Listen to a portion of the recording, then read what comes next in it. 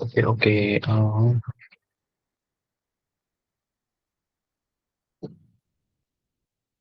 Manisha. Manisha ma'am, let me check.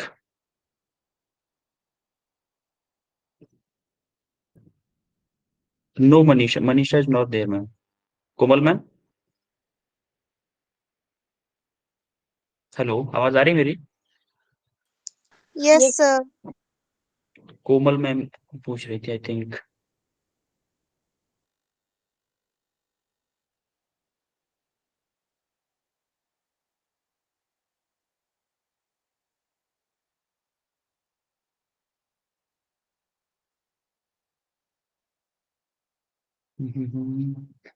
कोमल yes sir, ma'am का sorry message. Sorry sorry sir.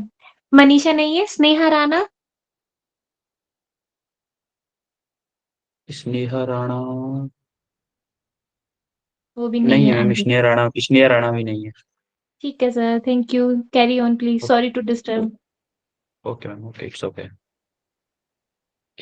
हाँ तो बच्चों, अभी हम वही करते हैं जो आपने क्वेश्चन बोले हैं, पहले वो क्वेश्चन करते हैं, उसके बाद हम करेंगे जो मैं बता रहा हूँ क्वेश्चंस को, ठीक है?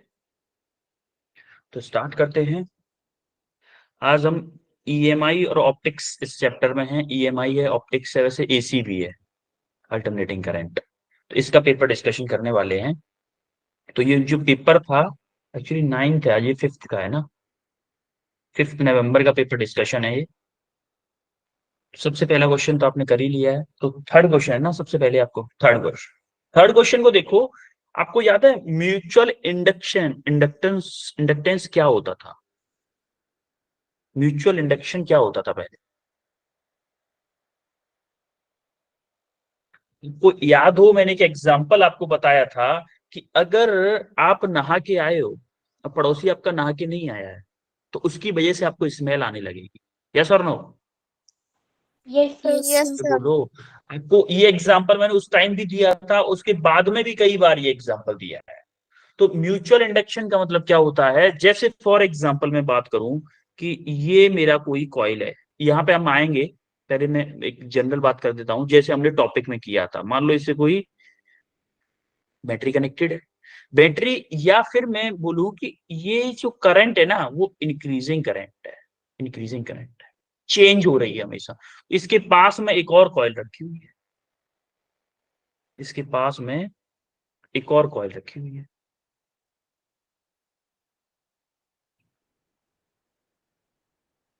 मान लो इससे बैटरी कनेक्ट नहीं है, इससे बैटरी कनेक्ट नहीं है।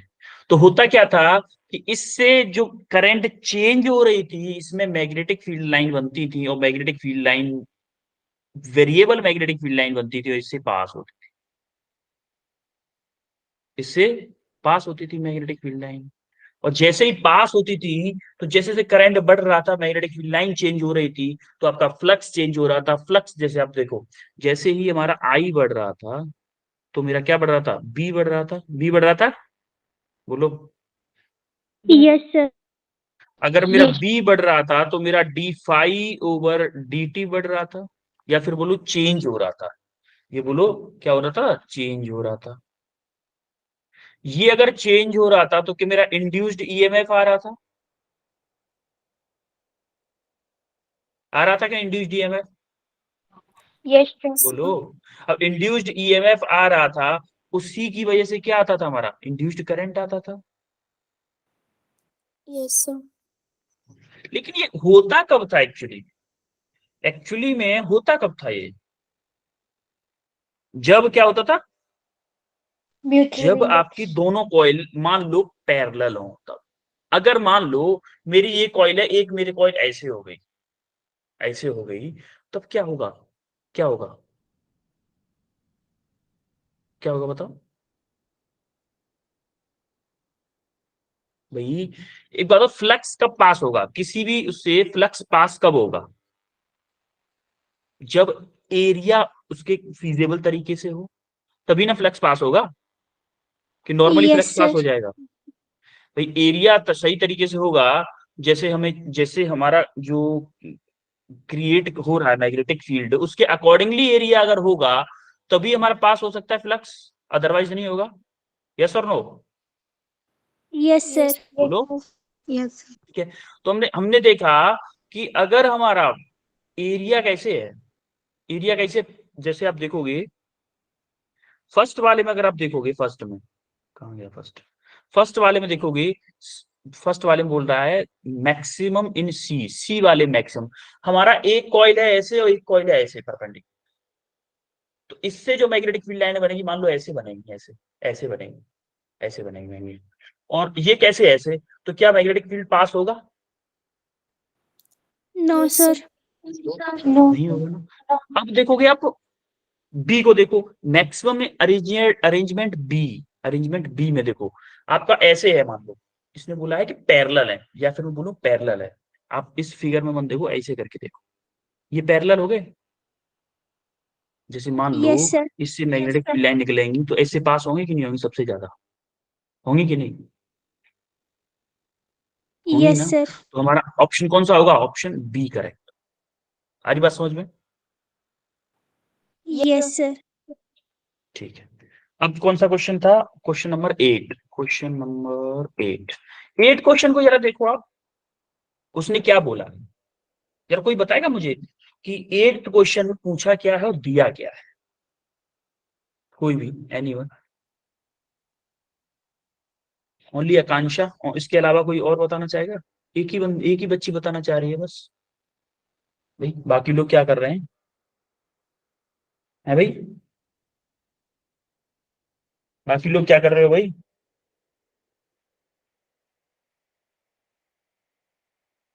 अरे गलत बताओगे ज्यादा से ज्यादा, कितनी बार बोला है मैंने, ज्यादा से ज्यादा क्या होगा? आप गलत बताओगे, उससे ज्यादा तो कुछ नहीं हो सकता ना, उससे ज्यादा भी कुछ हो सकता है बच्चों? तो फिर बताया करो ना, गलत ही बताया करो, मैं तो गलत पूछने के लिए बैठा हूँ, आप गलत बताओ, कोई दिक्कत नहीं है, लेकिन बताओ, लेकिन रेस्पॉन्स करना जरूरी है। इट डजेंट मैटर आप सही कर रहे हो गलत कर रहे हो, सही कर रहे हो गलत कर रहे हो ये बाद की बात है, सबसे पहले आपको रेस्पॉन्स करना पड़ेगा। यस और नो? Yes sir. बताओ कुछ क्या दे रखा है, क्या पूछा है एक बार सर इस क्वेश्चन में बताओगे? IRM, हाँ, सर आई इस क्वेश्चन आर में एम एस, IRMS गिवन है और आई नोट बताना है, और आई नॉट फॉर्मूला बताना लगेगा है। I naught equals to IRMS √2। Yes, simple formula था इस क्वेश्चन, सिंपल क्वेश्चन था। एक्चुअली जिसने पूछा है तुक्के में पूछा है, तुक्के में पूछा है, बस सब बोल रहे हैं तो कुछ पूछ ही लेते हैं। देखो एक्चुअली में आपको गिवन क्या है,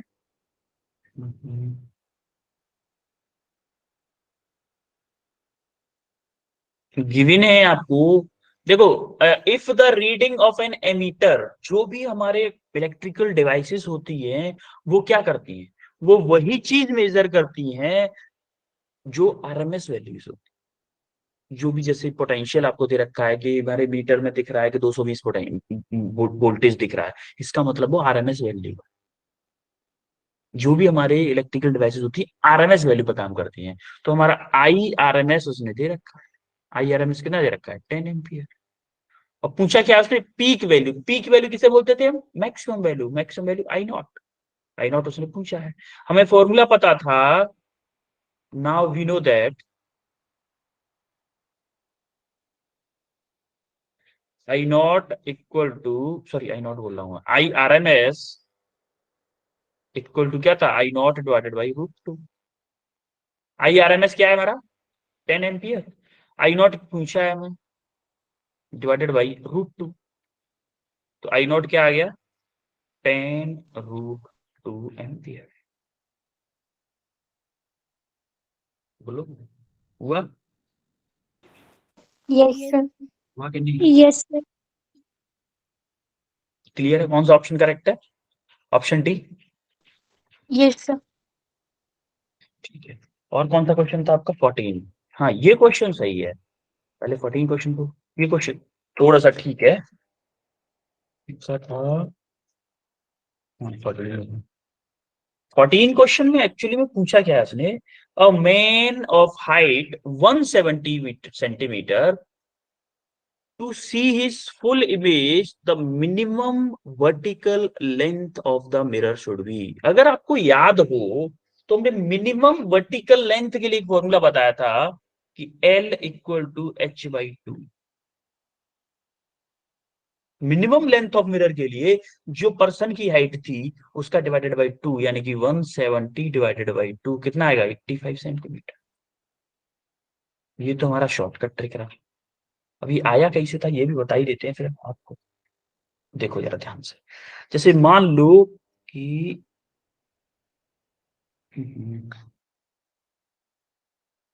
ये आपका मिरर है, थोड़ा टेढ़ा बन गया, चलो मान लेना सीधा है, ठीक है। ये आपका मिरर है और आप खड़े हो, ये आपकी आंखें थोड़ी सी नीचे बनाते हैं क्योंकि हमें आंखों में उसमें डिफरेंस बनाना होगा थोड़ा सा। ऐसा फेस बना लेते हैं, लंबे फेस वाला। आंखें आपकी ये हैं, ठीक है। तो आपकी इमेज कहीं ऐसे बनेगी, इस पीछे।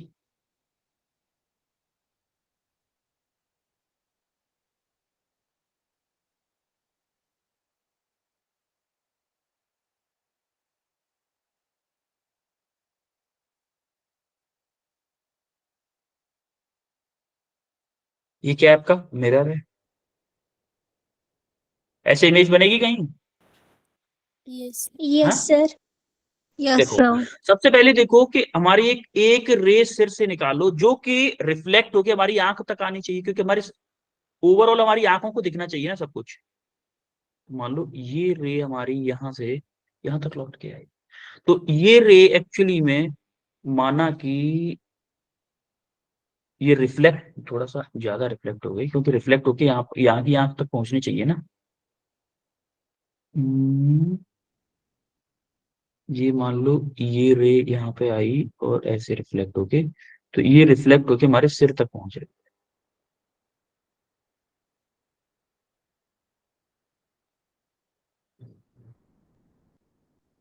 हम्म, ये मान लेना कि ये ऐसे करके जा रही है रिफ्लेक्ट होके से, ठीक है। दूसरी रे मान लो कि वो गई आपकी कहां से, कहां से गई कोई रे, पैर से जाएगी एक रे। भाई सिर दिख गया, उसको पैर भी तो दिखने चाहिए, यस सर बोलो। Yes sir. तो जरा पैर देखो, मान लो यहां से गई, आंख तक पहुंच गई। तो देखो ये एक्चुअली में एक ट्रायंगल बन जाएगा, यहां से लेके ये थोड़ा सा ये वाली लाइन सही नहीं बन रही है। हम्म, ये लाइन बनेगी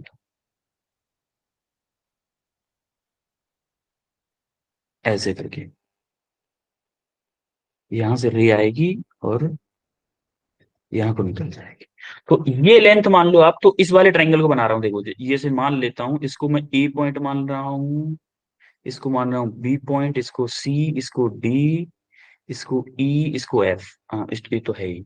तो आप देखोगे इस ट्रायंगल को, जरा इस ट्रायंगल की बात कर रहा हूँ मैं, यहां से लेके ये और ये पूरा वाला, और ये इसकी हाइट कितनी है, कैपिटल एच दे रखी है उसने, इसकी कैपिटल एच मान लेता हूँ। तो ये भी तो कैपिटल एच होगी सी और डी के बीच में। भाई इमेज की हाइट भी तो वही होगी, होगी कि नहीं, यस सर बोलो। यस देखो सर। ट्रायंगल में, ट्रायंगल ले लो जरा, जैसे मान लो कि ये कोई ट्रायंगल है,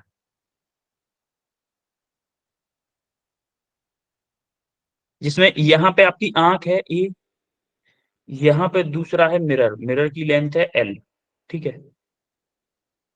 और देखो यहां से यहां तक के बीच की जो डिस्टेंस है वो दे रखी है कितना, डी। माना कि ये डी है, ऑब्जेक्ट हमारा मिरर से डी डिस्टेंस पे है, और भाई ऑब्जेक्ट अगर डी डिस्टेंस पे तो इमेज भी तो डी डिस्टेंस पे होगी, होगी कि नहीं, यस सर बोलो। तो ये भी हमारी डी डिस्टेंस पे होगी भाई। अब देखो ट्रायंगल का लॉ होता है L upon D from triangle law, क्योंकि ये सिमिलर ट्रायंगल, इसको 1 मान लूं या फिर मैं पूरा मानूंगा। एक बार मैं ले रहा हूं कौन सा, जैसे A B C D E, एक बार मैं ले रहा हूं ट्रायंगल कौन सा, ए बी और ई, लिख देता हूं triangle A B E and triangle कौन सा, ए सी डी।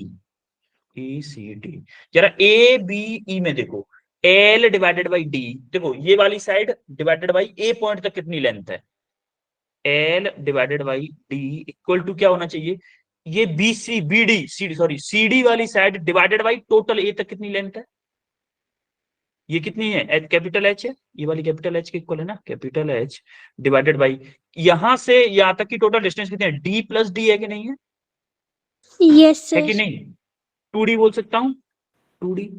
तो यहां से देखोगे आप, D से D कैंसिल हो गया, तो L क्या आ गया, h/2 आया कि नहीं आया,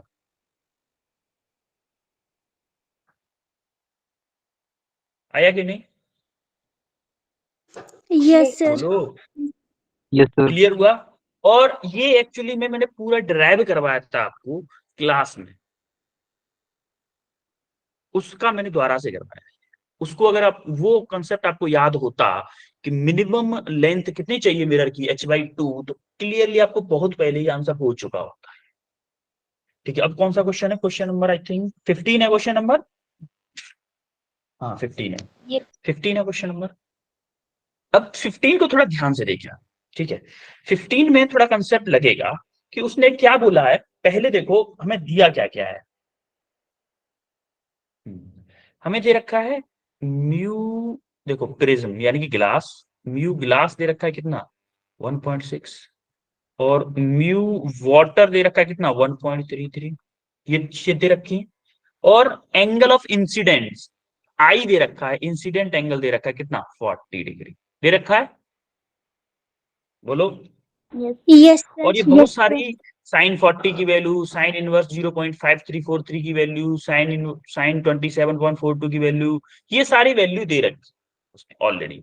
तो हमें चाहिए कि प्रिज्म का कंसेप्ट लगेगा, इस प्रिज्म का ध्यान करो कि माना कि जो प्रिज्म मान लेता हूं, ये मेरा प्रिज्म है,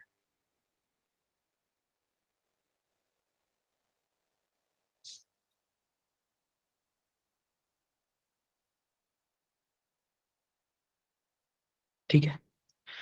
अब इस प्रिज्म पे उसने इंसिडेंट लाइट का एंगल दे रखा है 40 डिग्री, तो इस पे कोई परपेंडिकुलर बना लो, ये परपेंडिकुलर है, माना कि ये लाइट मेरी इंसिडेंट है,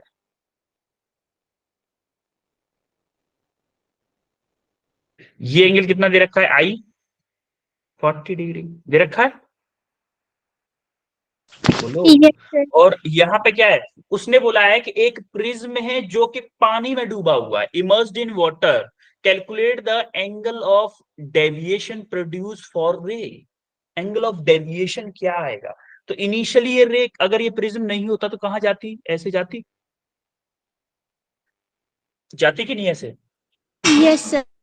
तो प्रिज्म कहां जाएगी, ये है मेरा म्यू इक्वल टू कितना, वाटर है ना, म्यू इक्वल टू 1.33, और ये क्या है मेरा mu glass, mu mu water है ये म्यू ग्लास है, कितना है 1.6, रेयर मीडियम से डेंसर में आ रही है, किधर भागेगी, नॉर्मल की तरफ या नॉर्मल से दूर, नॉर्मल की तरफ। नॉर्मल की साइड। नॉर्मल की तरफ झुकेगी।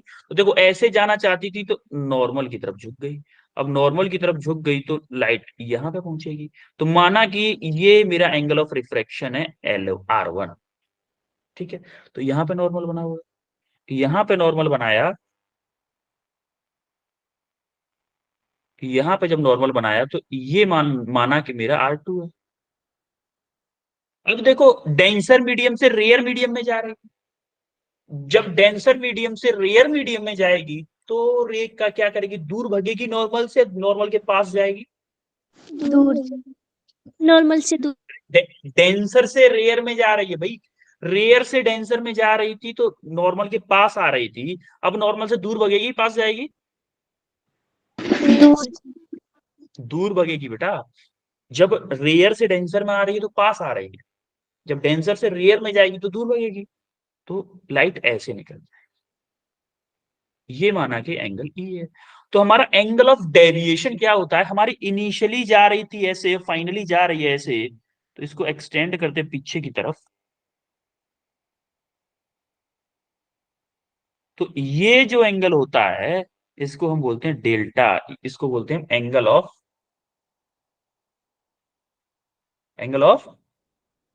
डेविएशन। डेविएशन। ठीक है, अच्छा डेविएशन थोड़ा इधर लिख देता हूँ ना, आगे जगह की जरूरत पड़ेगी।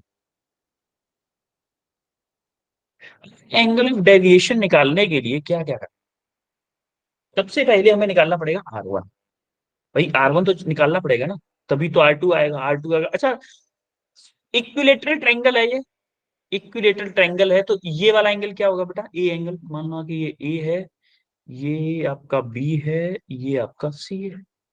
ए एंगल क्या होगा, जो प्रिज्म एंगल होता था, इक्विलेटरल ट्रायंगल दोनों साइड इक्वल होती है, तीनों एंगल सेम होते हैं, तो मेरा एंगल ए क्या हो जाएगा, 60 डिग्री होगा कि नहीं 60 होगा डिग्री। बताओ।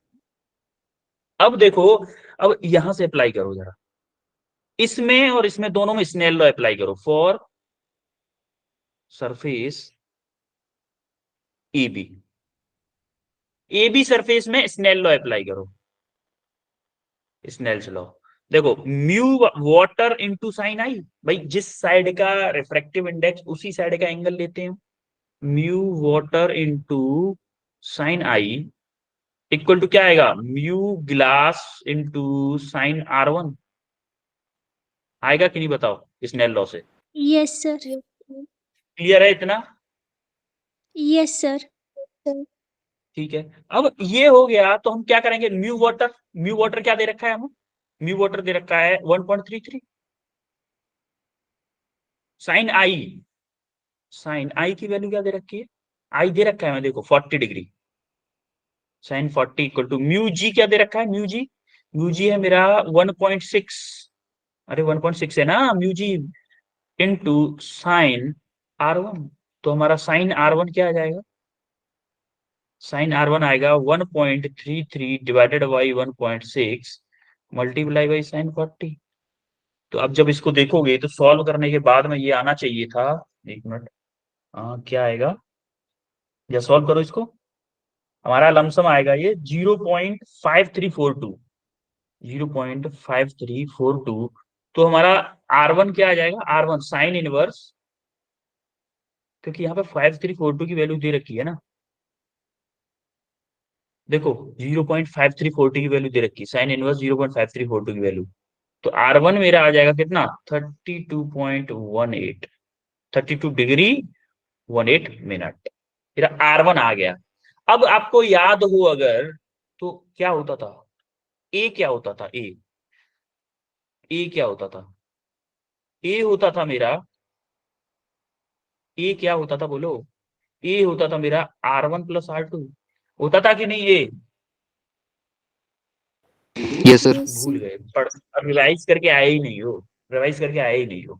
ए क्या है, ए मेरा 60 डिग्री है, R1 क्या है मेरा 32.18 प्लस R2, तो मेरा R1 क्या बचेगा, R1 सॉरी R2 क्या बचेगा मेरा, R2 मेरा आएगा 27.42, 27 डिग्री 42 मिनट, तो मेरा R1 आ गया, R2 आ गया। एक्चुअली मुझे चाहिए क्या, ई चाहिए, ये ई एंगल चाहिए। तो मेरे पास ये R1 आ गया और ई निकालना है, तो फिर से मैं क्या करूं, for surface AC, AC surface के सेम प्रोसेस अप्लाई कर दूं। अब क्या होगा, म्यू ग्लास, अब ग्लास से रे जा रही है वाटर में, भाई वाटर इधर भी वाटर है, इधर भी वाटर है, तो अब रे यहाँ पे आ गई, यहां से बाहर जा रही, तो उसके लिए क्या करेंगे, mu G into sine R2 equal to mu water into sine E. बोलो, इसमें किसी को कोई दिक्कत, एसी सरफेस के लिए, ठीक है। अब जरा देखो म्यू जी क्या है हमारा 1.6 इंटू साइन R2 हमने निकाला है 27.42 इक्वल टू, ये क्या होगा, म्यू डब्ल्यू क्या है, म्यू डब्ल्यू,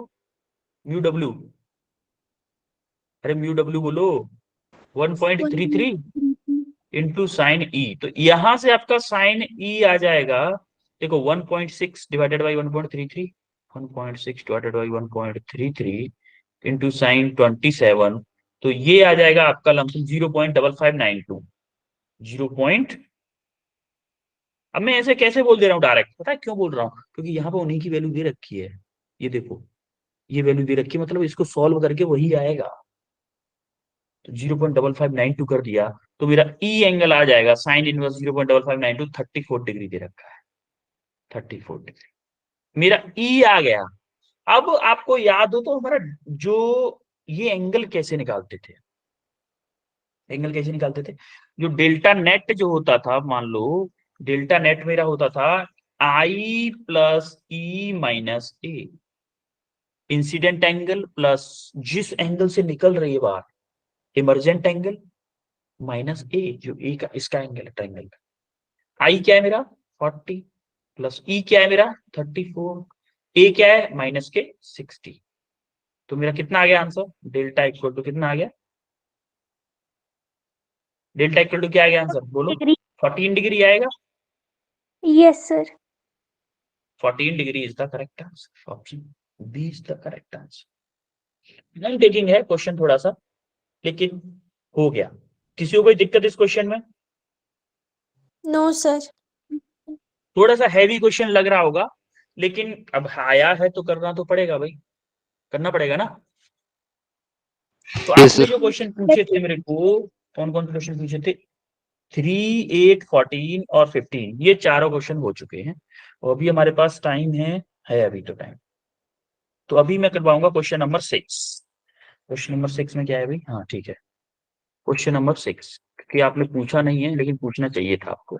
देखो, a series combination of a resistor R, capacitor C is connected to AC। किसी AC सप्लाई से सीरीज में कनेक्टेड है हमारे ये कैपेसिटर, जो रजिस्टर और कैपेसिटर। अब ये दोनों से कनेक्टेड हैं तो पहले तो हम रजिस्टर और कैपेसिटर के लिए फॉर्मूले लिख लेते। तो हमारा एक्स एल आर मतलब एक्स सी है ना, तो एक्स सी क्या होता है, कोई बताएगा एक्स सी का फॉर्मूला क्या होता है, बताएगा कोई, क्या होता है फॉर्मूला एक्स सी का? अरे 1/ओमेगा सी होता है ना, 1/ओमेगा सी होता है, बोलो। Yes, sir. और जेड का फॉर्मूला क्या होता है, जेड का अंडर रूट में R square plus X L minus के एक्स सी का होल स्क्वायर, होता है कि नहीं ये फॉर्मूला? Yes, अब sir. देखो यहाँ पे एक्सएल है नहीं, एक्सएल है नहीं तो जेड का फॉर्मूला क्या हो जाएगा, are square plus X C का स्क्वायर, ये हो जाएगा, Yes, sir. बोलो। Yes, sir. कोई दिक्कत किसी को? No, sir. या फिर मैं बोलूं कि ये फॉर्मूला मेरा हो जाएगा अंडर रूट में आर स्क्वायर प्लस 1/ओमेगा सी का होल स्क्वायर, ये भी तो बोल सकता हूँ इसको। Yes, sir. ठीक है। अब उसने बोला क्या है, उसने बोला है सीरीज कॉम्बिनेशन में जब मैं कनेक्ट कर रहा हूं the source of angular frequency omega थी, इनिशियली ओमेगा थी और वोल्टेज हमने सेम रखा। इफ द फ्रीक्वेंसी को उसने क्या किया है 3 टाइम्स गिरा दिया है, एंगुलर फ्रीक्वेंसी को उसने 3 टाइम ओमेगा/3 कर दिया है, करंट को हाफ कर दिया है, करंट को उसने हाफ कर दिया, फ्रीक्वेंसी को क्या कर दिया 1/3 कर दिया ऑफ द ओरिजिनल करंट, जो इनिशियली करंट था उसका। तब उसने पूछा है कि capacitive resistance and resistance at the former frequency, उन दोनों का रेशियो पूछा है उसने। आ रही बात समझ में? उसने एक्स सी कैपेसिटिव रेजिस्टेंस का मतलब क्या है, रिएक्टेंस सॉरी एक्स सी, और रेजिस्टेंस का मतलब R, X C divided by R का रेशियो पूछा है। इनिशियल कंडीशन में हम वो मानते हैं कि भैया इनिशियल कंडीशन में क्या रहा होगा, for initial condition, initial condition में क्या था, हमारा करंट था आई और करंट का फॉर्मूला क्या होगा V/Z होता था, V/Z। होता था कि नहीं? Yes. Yes sir. अरे v अपॉन जेड होता था ना, और v क्या है मेरा, सेम रखा है, v सेम रखा है, जेड का फॉर्मूला लिख दो जरा, R square plus X C का स्क्वायर। कोई दिक्कत किसी को? No, sir. No sir. ठीक है। नाउ अब फॉर फाइनल कंडीशन में,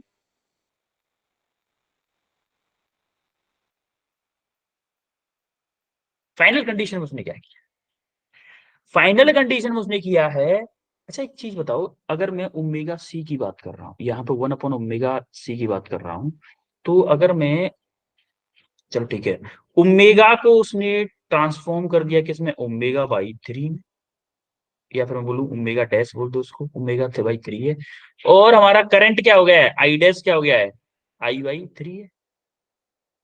यही किया है उसने, ओमेगा को ओमेगा बाई 3 कर दिया है और आई डैश को आई बाई 3 कर दिया है। अब हमारा एक्स सी क्या होगा, एक्स सी कैलकुलेट करो जरा, हमारा एक्स सी होगा 1 upon omega dash C, omega dash C, तो 1 अपॉन ओमेगा डैश क्या है मेरा, omega by 3, omega by 3 into C, तो मैं बोल दूं 3 अपॉन ओमेगा सी, तो क्या मैं बोल सकता हूं इसको 3 एक्स सी के इक्वल हो गया ये मेरा।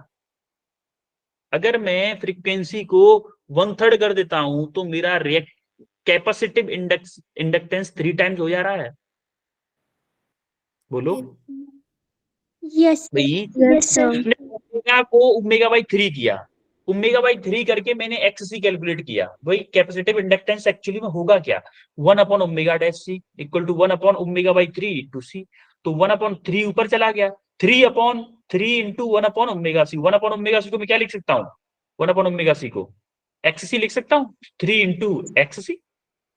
नाउ अब क्या होगा, अब हमें करंट के लिए बोला है, करंट 1/3 हो जाएगा, मान लो कि करंट हो गया मेरा 1/3 आई बाई 3, वी अपॉन, अब जेड क्या होगा, अंडर रूट में आर स्क्वायर प्लस, यहाँ पे क्या हो रहा है 3x है, 3x c का होल स्क्वायर, होगा कि नहीं? अब देखोगे यहाँ पे I by 3 equal to V upon under root में क्या बचेगा, R square plus 9x c का स्क्वायर, ये इक्वेशन 2 मान लो और इसको इक्वेशन 1 मान लो। इक्वेशन 1 और इक्वेशन 2 क्लियर है सबको, ये बताओ पहले अभी तक कोई दिक्कत यस किसी को, सर। कोई दुविधा हो किसी को तो बता दो अभी भी, I am waiting for your doubt. भाई इसने वो सिंपल बोला है, क्वेश्चन ने बोला था, एक बार और समझा देता हूं, कि हमने कैपेसिटर को रेजिस्टेंस को सीरीज में लगा रखा है और कोई एक एसी सप्लाई दे रखी है जिसकी फ्रीक्वेंसी इनिशियली थी ओमेगा, एंगुलर फ्रीक्वेंसी ओमेगा थी, वोल्टेज वी था, करंट आई था, उसके अकॉर्डिंग हमने एक इक्वेशन 1 लिख दी भैया, करंट आई था, वोल्टेज वी था, जो टोटल जेड था वो जेड ही था, तो हमने जेड यहां से देखा था कि इंडक्टर नहीं है तो हमने इंडक्टर को हटा दिया, तो जेड की वैल्यू होगी अंडर रूट में आर स्क्वायर प्लस एक्स सी उसका है। फाइनल कंडीशन में उसने बोला कि भाई मैं ओमेगा को ओमेगा बाई 3 कर रहा हूं, पोटेंशियल वही रहने दे, वोल्टेज सेम रहने दे रहा हूं, ओमेगा को ओमेगा बाई 3 कर रहा हूं, और क्या कर रहा हूं मैं, करंट को 1/3 कर रहा हूं, करंट को भी क्या कर रहा हूं, हाफ कर रहा हूं, सॉरी, करंट को हाफ कर रहा हूं, 1/3 नहीं हाफ है, करंट हाफ है ना, करंट, करंट को हाफ कर रहा हूं। तो उसने बोला कि अब बताओ मुझे कि दोनों के रेजिस्टेंस का रेशियो क्या हो, या फिर बोलूं कैपेसिटिव रिएक्टेंस और रजिस्टर का रेशियो क्या होगा। तो हमने क्या किया, आई बाई 2 किया, हमने जो रेजिस्टेंस किया वो करंट उसने आई बाई 2 कर दिया था, वी अपॉन जो फाइनल कंडीशन दी थी उसके अकॉर्डिंग जेड की वैल्यू डाल दी, तो हमारा इक्वेशन 1 और इक्वेशन 2 बन गई। नाउ अब आप क्या करो, डिवाइड इक्वेशन 2 बाई 1, इक्वेशन 2 को डिवाइड कर दो 1 से, तो अब क्या करोगे, अच्छा 1/2 है ये, आई बाई 2 है, तो अब देखो I by 2 divided by I equal to क्या आएगा, देखो v से v कैंसिल हो जाएगा, v से v, या फिर चलो लिख देते हैं v अपॉन क्या गया 2 गया है ना, v अपॉन अंडर रूट में R square plus 9x c का square divided by v upon under root में आर स्क्वायर प्लस एक्स का स्क्वायर, ये होगा। तो देखो v से v कैंसिल हो गया, i से i कैंसिल हो गया, तो आपको मिलेगा यहाँ 1/2 इक्वल टू अंडर रूट में आर स्क्वायर प्लस एक्स का square divided by under root में आर स्क्वायर प्लस 9xc का स्क्वायर। यहां तक क्लियर है? Yes, sir. ठीक है। अब देखो इन दोनों का अंडर रूट हटाने के लिए मैं क्या करूं, इन दोनों का स्क्वायर कर दूं, इन दोनों का स्क्वायर कर दूं तो क्या होगा 1/4 equal to R square plus X का square divided by R square plus 9xc का स्क्वायर। अब इसको इधर मल्टीप्लाई कर दो, इसको इधर कर दो, इधर क्या होगा, इधर क्या होगा आर स्क्वायर, Plus इधर क्या 9x. होगा आर स्क्वायर प्लस 9xc का square equal to R square, इधर करो आर स्क्वायर नहीं 4r स्क्वायर प्लस 4xc का स्क्वायर। तो xc को एक साइड कर लो, r को अलग कर लो। देखो xc को इधर ला रहा हूं मैं, 9xc माइनस के 4x क्या बचेगा 5xc का स्क्वायर बचेगा, इधर क्या बचेगा 4r स्क्वायर माइनस के r स्क्वायर, क्या 3r स्क्वायर बचेगा, बोलो। Yes, sir. तो अब हमें पूछा है xc डिवाइडेड बाई r, तो xc डिवाइडेड बाई r का होल स्क्वायर इक्वल टू क्या 3/5 बचेगा। तो xc डिवाइडेड बाई r आपका आएगा अंडर रूट में 3/5, तो बोलोगे कि अंडर रूट में 0.8, 0.8 आएगा, नहीं नहीं नहीं 6 आएगा ना, 0.6 आएगा। आंसर क्या होगा, ऑप्शन ए। A. देखा कितना घुमाया इस क्वेश्चन में, इसीलिए मैं बताया था इस क्वेश्चन, लेकिन आप लोगों ने पूछा ही नहीं था ये क्वेश्चन। क्लियर हुआ? Yes, sir. ठीक है। और कौन सा क्वेश्चन बोला था मैंने, 12, क्वेश्चन नंबर 12 कहाँ है भाई, ठीक है। क्वेश्चन नंबर 12 जरा आप देखोगे, 12th क्वेश्चन देखो, क्या बोला है, object is placed at a distance of 40 centimetre from concave mirror. कोई कॉनकेव मिरर है, कॉनकेव मिरर है,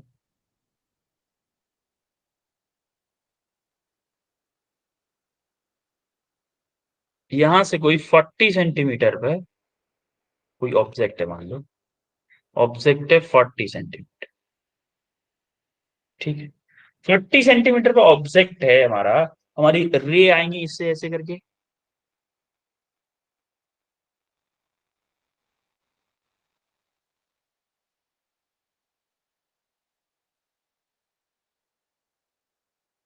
ठीक है, जो भी होगा रिफ्लेक्ट वगैरह बात की बात है। तो हमें देखा इसकी फोकल लेंथ किधर होगी, इधर होगी कि नहीं होगी फोकल लेंथ, बोलो। Yes, sir. इसलिए 15 सेंटीमीटर फोकल लेंथ दे रखी है, तो मुझे एक बात बताओ, क्या u मेरा पॉजिटिव होगा या नेगेटिव होगा, ऑब्जेक्ट डिस्टेंस u पॉजिटिव होगा या नेगेटिव होगा, Negative. u नेगेटिव होगा, बिल्कुल नेगेटिव होगा। Focal length, focal length positive या negative, Negative. Negative, focal length भी आपकी नेगेटिव होगी, क्योंकि देखो रे की डायरेक्शन ये है और मैं पोल से किधर नाप रहा हूं, इस डायरेक्शन, फोकल लेंथ के लिए भी इधर ही जा रहा हूं और लेंथ के लिए भी इधर ही, ऑब्जेक्ट डिस्टेंस के लिए भी इधर ही जा रहा हूं, तो माइनस की 15। अब मैं यहां से पहले क्या करता हूं, इमेज डिस्टेंस निकाल लेता हूं, इमेज कहां पे बनेगी इसकी, इस वाली से, पहले इस वाली कंडीशन से, तो इस वाली कंडीशन से मैं इमेज डिस्टेंस निकाला, क्या होगा 1/f equal to 1/v plus 1/u, mirror formula 1/f यानी कि 1/-15 इक्वल टू 1/- के, v तो चाहिए ना हमें, v -1/40।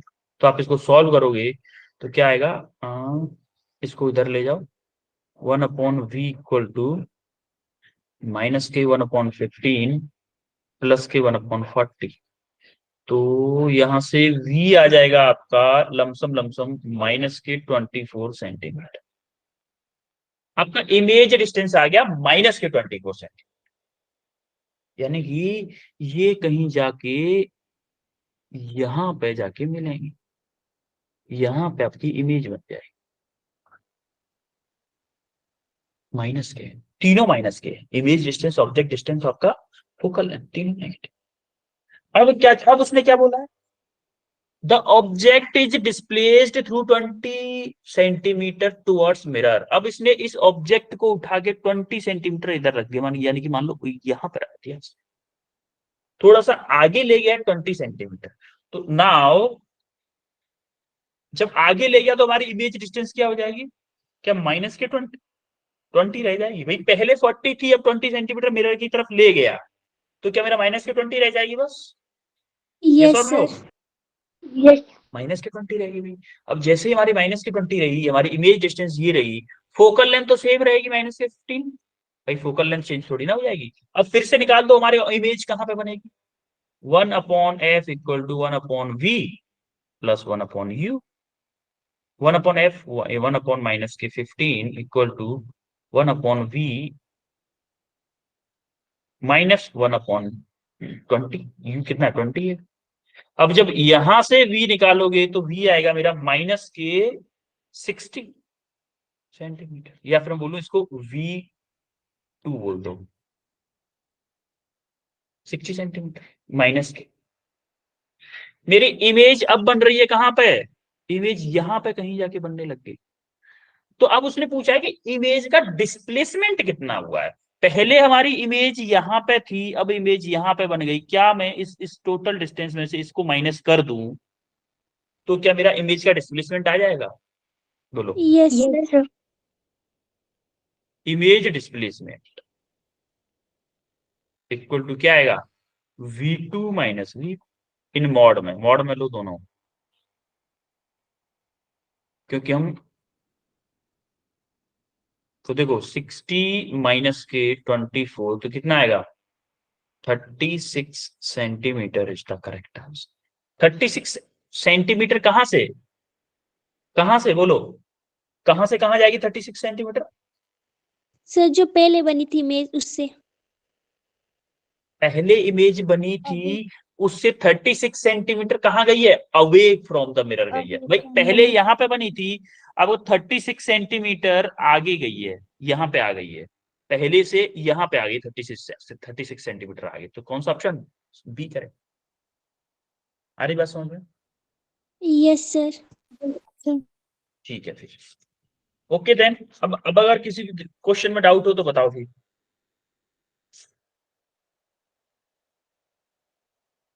एक क्वेश्चन और था, आई थिंक 13 क्वेश्चन और बता देता हूँ, ठीक है। ये क्वेश्चन और बता देता हूँ मैं आपको। देखो इस क्वेश्चन में क्या है कि सिर्फ डायग्राम है मेन। माना कि ये मिरर इसने दे रखा है, एक मिरर है। देखो दो मिरर हैं जो कि आपके किससे एंगल पे है, जीरो, किसी एक एंगल पे है जो कि 0 से 90 डिग्री के बीच में है। ये एंगल एंगल नहीं दे रखा, 0 to 90 डिग्री के बीच में है, और उसने फाई की वैल्यू पूछी हुई है। कोई रे है यहां पे टकराई है, जैसे ये रे अगर यहां पे टकराई है तो क्या मेरा इंसिडेंट एंगल होगा ये वाला आई, आई होगा कि नहीं बताओ? यस सर आई होगा। अब अगर ये जब रिफ्लेक्ट होके जाएगी यहां से, मान लो यहां पे गई, तो क्या ये भी एंगल मेरा आई ही होगा? ये इसको मान लेता I1 मान लेता हूँ, इसको भी I1 होगा कि नहीं? क्योंकि रिफ्लेक्शन में आपको याद हो हमारा इंसिडेंट एंगल रिफ्लेक्टेड एंगल के इक्वल होता था, याद है? यस सर हैं? अब जब यहां से रे आएगी तो यहां से भी वही ऐसे जाएगी, यहां से मान लो ऐसे गई, तो ये वाला एंगल उसने पूछा है 5। अच्छा ये वाला एंगल और ये वाला एंगल दोनों इक्वल हो। आप देख रहे हो एक कैंची की तरह दो दो, अगर मैं ऐसे ऐसे दो उंगलियों को पकड़ूं तो ये वाला एंगल जो होगा वो नीचे वाले एंगल के दोनों इक्वल हो। आ रही बात समझे? अब जरा इस एंगल को निकालते हैं। अच्छा एक बात बताओ, ये वाला अगर मेरा I1 है तो ये वाला एंगल क्या होगा, ये वाला एंगल, क्योंकि ये 90 है, ये नॉर्मल है इस सरफेस पे, तो ये क्या होगा 90 माइनस के I1 होगा कि नहीं होगा बताओ? Yes sir. I1 होगा। ये एंगल मुझे थीटा दे रखा है। सिमिलरली ये वाला एंगल में इंसिडेंट मान लूं, अगर I2 मान लूं इसको, ये मैं I2 मान लूं, तो क्या ये वाला भी I2 होगा? Yes sir. होगा। तो ये वाला एंगल क्या होगा? ये टोटल ये यहां से यहां तक क्या 90 माइनस के I2 होगा?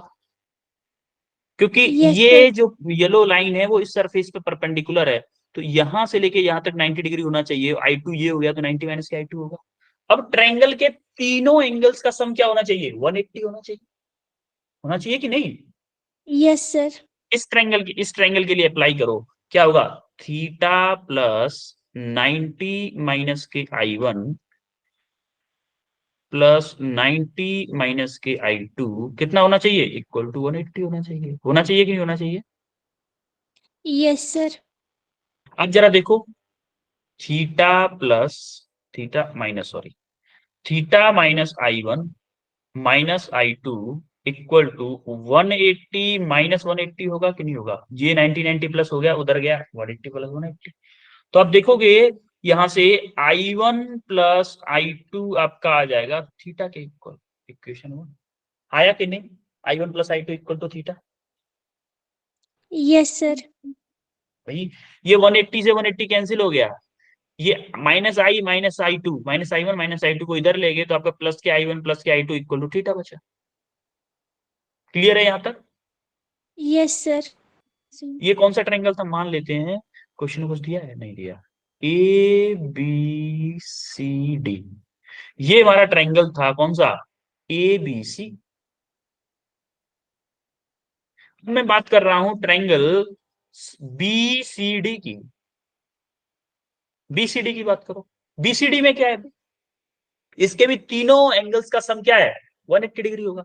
क्या मैं बोलूं ये वाला टोटल एंगल, ये वाला एंगल मेरा 2I होगा, 2I2 होगा। होगा कि नहीं? Yes sir. तो मैं बोल दूं कि 2I2 प्लस सिमिलरली ये वाला भी 2I1 होगा। 2I1 प्लस 5 इक्वल टू मेरा 180 डिग्री होना चाहिए। होना चाहिए कि नहीं? Yes sir. तो देखो यहां से 2 कॉमन ले लो, 2 कॉमन लिया, I1 plus I2 plus 5 equal to 180।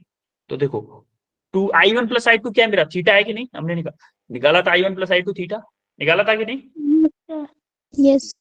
I1 plus I2 को मैं पुट कर दे रहा हूँ थीटा प्लस 5 इक्वल टू 180। तो देखो 5 मेरा आ रहा है 180 माइनस के 2 थीटा। आ रहा है कि नहीं? Yes sir. आ रहा है। तो हमारा कौन सा ऑप्शन करेक्ट होगा? 180 माइनस के 2 तो ऑप्शन ए। ए। कोई दिक्कत किसी को? No sir.